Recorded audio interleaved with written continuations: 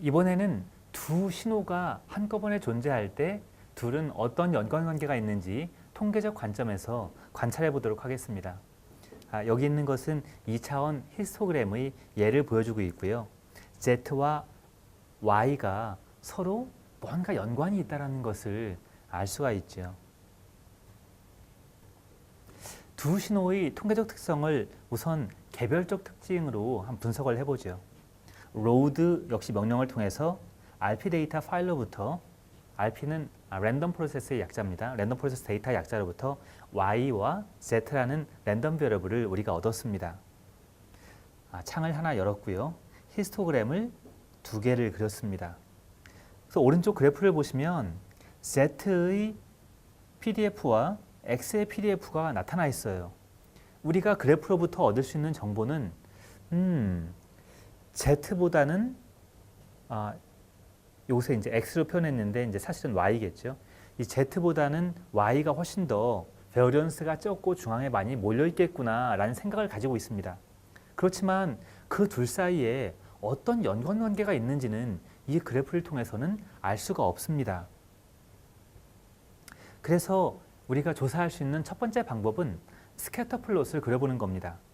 이 스캐터 플롯은 가로축의 Y 그리고 세로축의 Z로 점들을 나타내고 이 모든 점들을 2차원 평면상에 나타내는 겁니다. 우리말로는 산점도라고도 부르기도 합니다. 이러한 스캐터 플롯을 그려보면 감을 잡을 수가 있습니다. Y가 커지면 Z도 커지는구나 라는 생각을 할 수가 있겠죠. 그리고 점들이 많이 찍힌 부분이 가운데에 있는 걸로 봐가지고 어떤 경향성을 우리가 짐작할 수가 있습니다.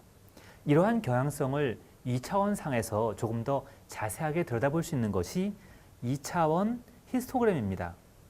이 2차원 히스토그램을 사용하면은 색깔이 노랄수록 훨씬 더 자주 발생한다라는 겁니다. 그러면 우리가 그 경향성을 돌려볼 수가 있고 일단 그래프가 그려지면은 이 그래프를 3차원 상에서 마음대로 회전하고 확대시키면서 우리가 관찰해 볼 수가 있습니다. 이 매트랩 스크립트는 어떻게 이러한 산점도를 그리는지를 보여주고 있습니다. 우선 스캐터 플롯 사용법은요. 그냥 Y하고 Z를 변수로 준 다음에 파란색으로 그려라. 그리고 1은 포인트 사이즈입니다. 그리고 X축, Y축 레이블을 해줬고요. 이렇게 그래프를 우리가 얻을 수가 있습니다. 한편 2차원 히스토그램은 히스토그램 끝에 2라는 숫자가 붙습니다. 히스토그램 2라는 함수를 사용하고요. Y와 Z가 있을 때 2차원 히스토그램을 그리고 역시 PDF로 노멀라이즈를 해라 라는 겁니다. 그리고 view는 3차원 그래프이기 때문에 어떤 각도에서 이 그래프를 볼지를 결정을 해줘야 되거든요. 저는 애저머스와 엘리베이션을 마이너스 12도와 40도로 했습니다. 그 얘기는 애저머스는 옆으로 이렇게 돌아가면서 보는 거고요. 엘리베이션은 제가 위쪽으로 40도에서 내려다보면서 그래프를 보겠다는 겁니다. 그리고 X축과 Y축에 레이블을 달아주고요. 오른쪽에 컬러바를 이렇게 달았습니다. 그래서 높이가 높은 곳과 낮은 것을 색깔 차로 확인할 수 있도록 했습니다. 두 개의 랜덤 변수의 관계를 스캐터 플롯과 그리고 2차원 히스토그램을 통해서 어떤 인투이션을 얻을 수도 있지만 우리가 실제적으로 특정 값을 통해서 그 상관도를 나타내는 방법이 있습니다. 첫 번째는 상관도고요. 코릴레이션의 정의는 랜덤 베리어블 곱의 평균을 뜻합니다. 그래서 XY의 익스펙테이션이고요. 매트랩에서는 쉽게 Y 점 곱하기 Z의 mean 평균값으로 구할 수가 있습니다. 이때 점 곱하기는 Y와 Z의 똑같은 위치에 있는 두 개의 값들을 곱한다는 의미입니다.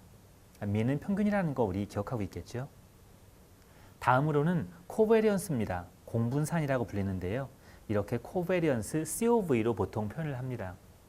정의는 두 개의 랜덤 베리어블에서 평균값을 뺀 후에 그 두 개 곱의 평균을 뜻합니다. 그래서 평균값을 뺀 후에 곱해주고 익스펙테이션 오퍼레이터를 취하게 되고요. 결국 전개해 보면 두 개의 곱의 평균인 상관도 빼기 mx와 my, 즉 x와 y의 평균의 곱을 뺀 것과 똑같습니다. 이 단계를 나누어서 매트랩으로 계산해도 되지만 워낙 자주 사용되기 때문에 전용 함수가 있습니다. 그래서 COV라는 함수를 통해서 공분산을 구할 수가 있고요. 그런데 공분산의 단점은 뭐냐면 x나 y가 전력이 많은 경우에 치우친 값이 나타날 수 있다는 것입니다. 그래서 이러한 것들을 보상해주기 위해서 분모의 표준 편차로 나누어줘서 계산하는 것을 우리가 correlation coefficient 상관계수라고 합니다.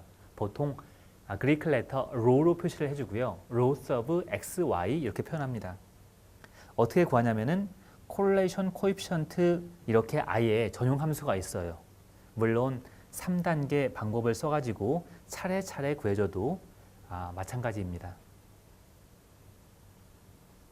이러한 상관계수 rho가 나타내는 것은 뭘까요? 이 상관계수는 0과 1 사이, 아니 마이너스 1과 플러스 1 사이의 값을 갖습니다. 그런데 그것이 의미하는 바가 다양하게 해석될 수가 있습니다. 그 상관계수가 1이라는 얘기는 뭐냐면 x가 양으로 갈 때 y도 서로 양으로 간다라는 경향성이 일치할 때 우리는 1이라고 표현을 합니다. 반면 마이너스 1은 x가 양으로 가면 y는 음으로 간다라는 거예요. 그런데 그 기울기를 상관계수에서는 알 수가 없습니다. 여기 보는 것처럼 똑같이 1이라 하더라도 그 기울기는 다르죠. 또 반대로 이렇게 역관계가 있더라도 마이너스 1이라는 콜레이션 코에피션트는 같지만 기울기에 영향을 주지는 않습니다. 한편 콜레이션 코에피션트가 0이라는 소리는 서로 독립되어 있다는 소리고요. 서로 전혀 관계가 없어요. x가 늘어나도 y가 늘어날 수도 있고 줄어들 수 있어요. 이런 관계를 뜻하고 그 중간값들은 그 중간 정도의 연관을 뜻합니다. 한편 이렇게 콜레이션 코에피션트가 0이다 하더라도 이 밑에 보이는 것처럼 다양한 분포도를 가질 수 있어요. 그래서 하나의 값인 상관계수로부터 두 개의 랜덤 베리어블이 모든 특징을 잘 표현하기는 힘든 경우가 많습니다. 그래서 우리는 콜레이션 코에피션트 외에도 이러한 스캐터 플롯 그리고 2차원 히스토그램을 반드시 함께 분석해 볼 필요가 있습니다. 아까 보셨던 것처럼 Z와 Y는 서로 양의 상관관계를 갖는 걸 알 수 있는데요. 여기서 이런 의문이 들 겁니다. 두 개의 랜덤 베리어블은 아마도 뭔가 선형적인 관계를 갖는데 실험적인 오차나 아니면 다른 요인에 의해서 퍼진 것은 아닐까라고 우리가 짐작을 할 수 있겠죠. 이때 이 선은 AY 더하기 B라는 직선식으로 표현할 수가 있습니다. 이때 A는 기울기고 B는 Y절편에 해당이 되죠. 그리고 에러 값인 입실론이 더해져서 실제 Z값과 매핑이 될 겁니다. 이때 입실론이 생기는 이유는 말씀드린 것처럼 측정 오차일 수도 있겠지만 어쩌면 원칙적으로 Z와 Y가 가지고 있는 어떤 물리적인 특징 때문에 발생할 수도 있습니다. 어쨌든 우리가 이런 식으로 모델링을 한다면 G와 AY 더하기 B의 오차, 즉 입실론에 해당되는 제곱의 값이 최소화될 때 A와 B를 어떻게 구할 수 있을까라는 문제를 풀어야 됩니다. 이 문제는 아주 오래된 문제이고 유명한 문제인데요. 최소 자승법, 즉 리스트 스퀘어라는 기법을 통해서 어떻게 A와 B를 찾는지가 이미 연구되어져 왔습니다. 매트랩에서는 아주 간단하게 polyfit이라는 명령을 쓰면 쉽게 구할 수가 있는데요. Y와 Z를 주고 1차 다항식으로 추정해봐라 라고 명령을 내립니다. 여기서 1차이기 때문에 직선이 되죠. 그래서 P를 구해보면 값이 두 개가 나옵니다. P는 벡터로 나오고요. 첫 번째는 기울기이고 두 번째는 Y절편 값입니다. 오른쪽 데이터를 집어넣었더니 A는 1.2 그리고 B는 마이너스 0.1이 나왔습니다. 이렇게 랜덤 베리어블의 관계를 직선식으로 표현하는 방법도 우리가 알아야 되겠습니다.